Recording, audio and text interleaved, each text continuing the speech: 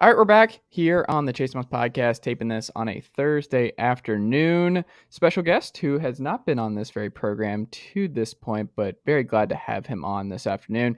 He is of the AL.com, one of my favorite beat writers and sports writers in the Southeast. So it's a treat to get him on this afternoon edition of the program. Michael Casagrande. I knew I was gonna have to say it slow. It's like one of those names where you read, and I know I can't do it fast, Michael. And I'm sure other people are like they met all kinds of different pronunciations. So I hope I got that right. Yep. Nope. I've heard it all. That was good. There we go. There we go. Well, we're in the heart of the summer. Just craziness with college football realignment and everything, and I'm kind of exhausted from talking about that front. What I am curious about is the actual football teams and where teams stand right now and what it's going to look like this fall. When you look at Alabama and spoiler alert, folks, they're probably gonna be pretty good again this fall. What have you been keeping your eye on this summer or this spring? Is there one position group battle? Is there one storyline that has kind of really intrigued you on this roster or this coaching staff? What has it been for you? Yeah, I mean, there's some new faces coming in, some interesting transfers, skill position players. Jahmyr Gibbs coming from Georgia Tech is an interesting name. You've got receivers, Harrell coming over from Louisville, guy from Georgia coming in at receiver. So you got a lot of new faces at key positions. It worked last year with Jameson Williams coming over from Ohio State, becoming, going from a potential second string guy at Ohio State to becoming Bolitnikoff finalists, first round draft picks. So it's going to be, there are some high profile names that are high profile positions that everyone's to watch offensively, and offensive line is probably the biggest question mark for this group. Going out and getting Tyler Steen from Vanderbilt in the transfer portal at tackle is not really the route that most people wouldn't expect to see Alabama go.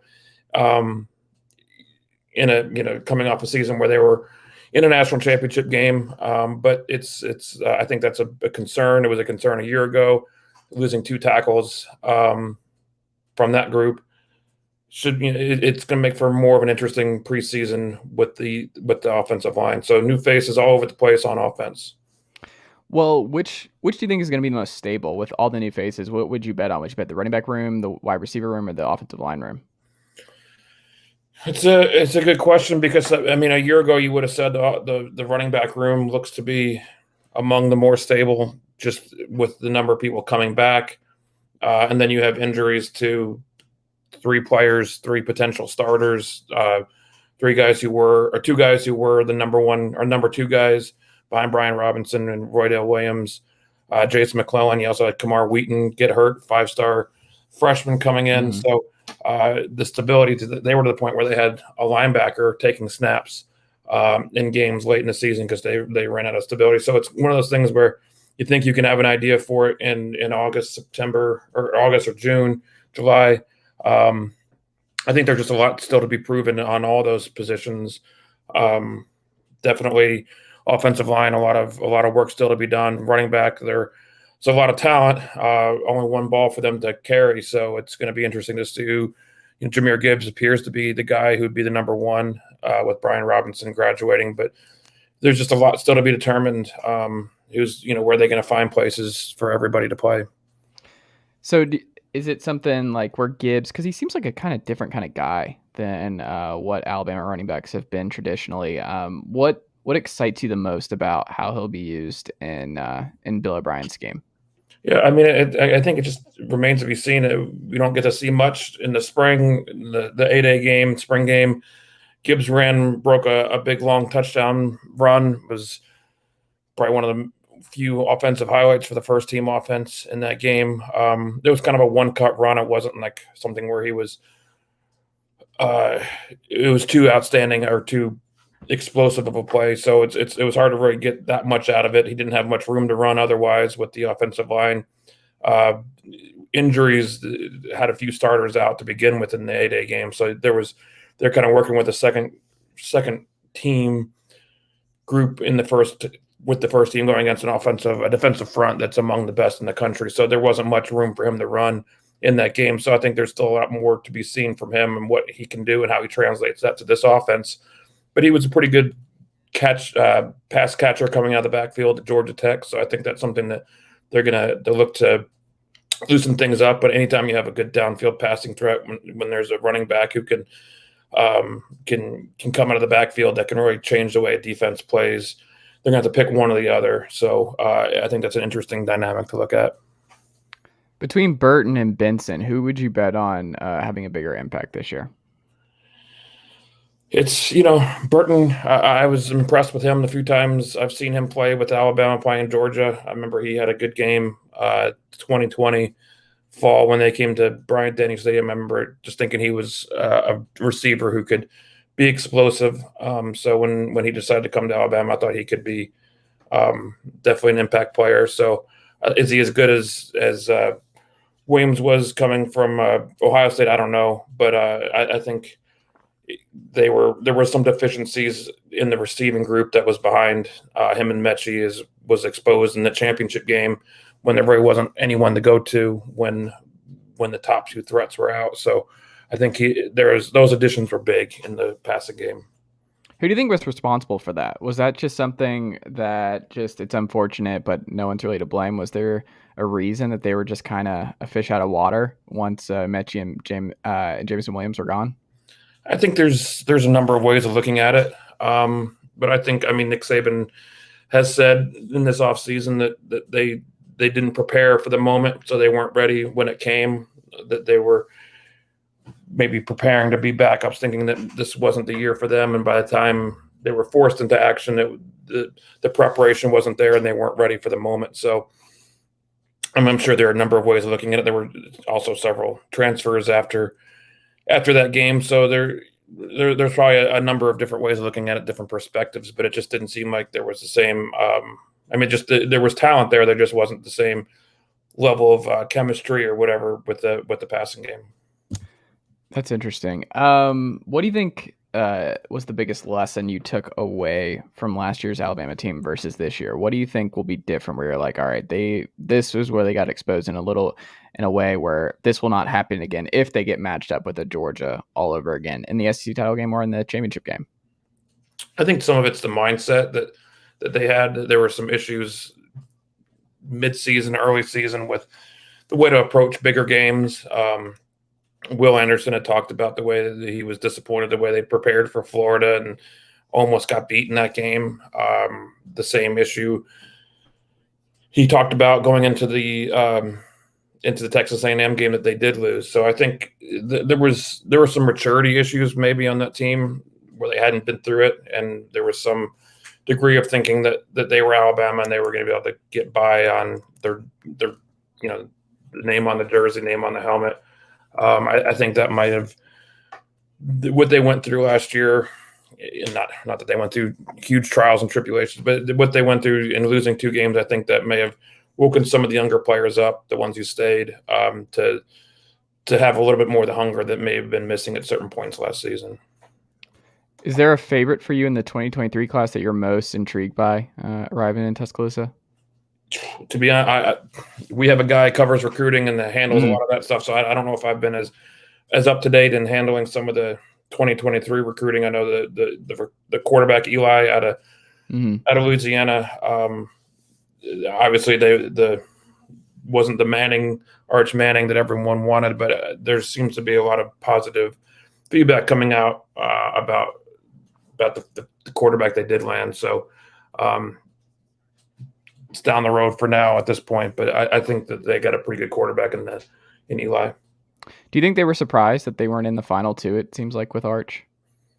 It's another good question. I don't know. At a certain point when they did get the commitment a few weeks before Arch committed to Texas, I think at that point that they wouldn't be accepting commitments if they thought that was still a real possibility.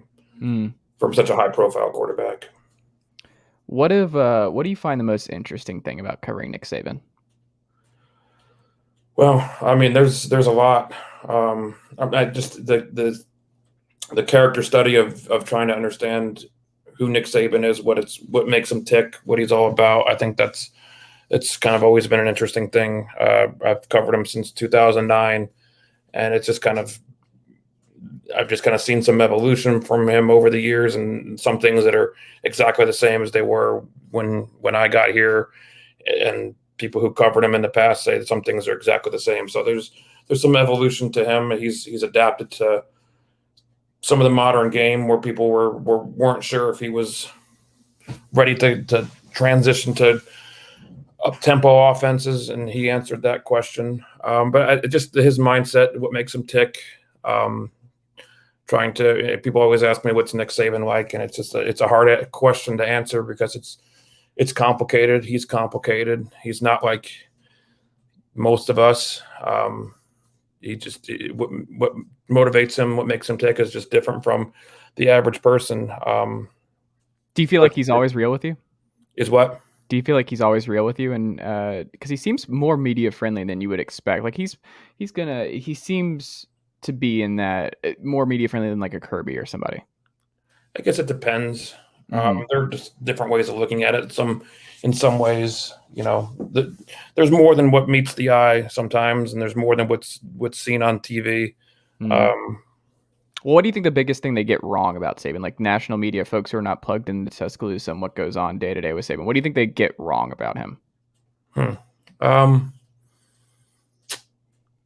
I don't know. I mean, I don't know if people necessarily get things wrong. It's that it might be exaggerations, things that there aren't too many things where here that it's like, oh, that's absolutely not what he's like, because he can be. There's a difference from what you see on TV and what you see when cameras go off in a number of ways. So, I mean, what's right and what's wrong, I think it's sometimes there's some gray area that's hard to really put your finger on and say this is right, this is absolutely wrong. It's just there's more to it, and it's hard to I have to really think deeper on that, on exactly how to describe it. But it's it's complicated. It's not as straightforward as it might seem. What do you think he does after he retires? Do you have a sense of that at all? No, I mean that's the question that's people pondered for years, and no one's really sure. I think no one knows but him in a certain way, because he's modeled his career. He's kind of had certain people he's had as heroes or people that he looked up to, and there are certain generations of coaches who aren't really sure how to handle retirement. I mean, you look at Bear Bryant; he died a month after his final game.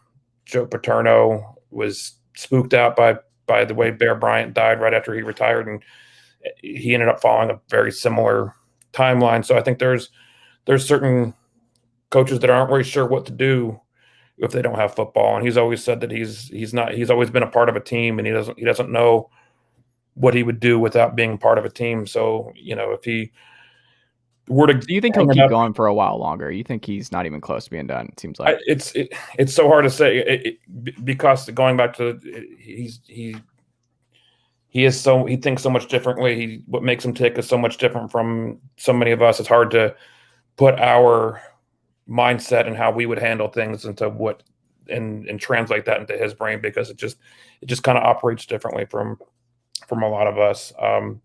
I think that if he were to retire with useful years ahead of him, that he would do something that would be, quote unquote, part of a team, whether it's broadcasting or something where he wouldn't be.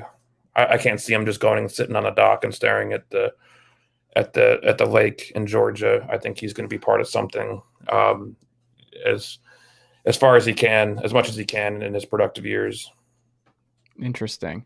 In terms of the Tennessee game last year, that was a lot of fun, and I want to get your perspective, like me being a Tennessee guy, and that game was a lot of fun, a lot of back and forth, the infamous Josh Gibbs looking the wrong way, and so Tillman's already way past him for a big game, but it seems like they kind of tripped up Alabama on the road, and they get Alabama at home. There's a potential scenario, very realistic one, I think, as long as the 40 games goes a certain way, but we'll have to see. They're both 5-0 coming into that game. Like, did you see something in that game last year and with the way that Tennessee plays and Heupel plays that makes you wonder if that's a team to watch, kind of like what Hugh Freeze did to Saban and Gus Malzahn some years? Do you see that as one where like folks are just might want to keep an eye on that game this year? Yeah, I mean, I think I definitely think that I saw something different from Tennessee this past year, as opposed to previous years. I covered the team since 2009. Tennessee's come close a few times, but haven't really. Maybe 2009 was the biggest threat, the Rocky Block game. So I have never really been part of this, covered this rivalry when it was a real, actual rivalry where there was a real threat. So I do think that Heupel, I saw something different from Heupel's teams. I think he's a different kind of coach. I think he's better than the last few they've had since Fulmer. So I think there's reason for some positivity for Tennessee to see that there might be some light at the end of the tunnel. I like the way their offense played. I liked Hooker as a quarterback. I think they had some real potential. We'll end here. Do you think this season ends with a national championship for Alabama? Does this feel like a better version than last year, and they win it all? It's one of those. I always have a hard time saying definitely yes at this time of year because there's so many factors that still need to play out. But I mean, I'd want to see how the new guys, the new parts in the offense, how they fit in, how that chemistry works. Because sometimes it does, sometimes it fits like a glove, like with Jamison Williams, and sometimes it doesn't. So I think there are enough new factors to consider that before who else is out there who's going to be the real challenging, who's that number 2 team if they're number 1. How does Georgia reload after losing as many guys? I can't remember, 14 or 15 of the NFL draft. Teams, LSU couldn't handle that sort of loss after 2019 in their championship. We'll see how deep is Georgia's program. So I think there's potential for a lot of things to happen this season. So I haven't thought too deep into what's going to happen in January yet. It's more about what's going to happen in August and September before we get there. But I don't think that a championship is out of the question, as it hasn't been for a while. I like it. Michael, how do the good folks keep up with your work and support local journalism in the state of Alabama?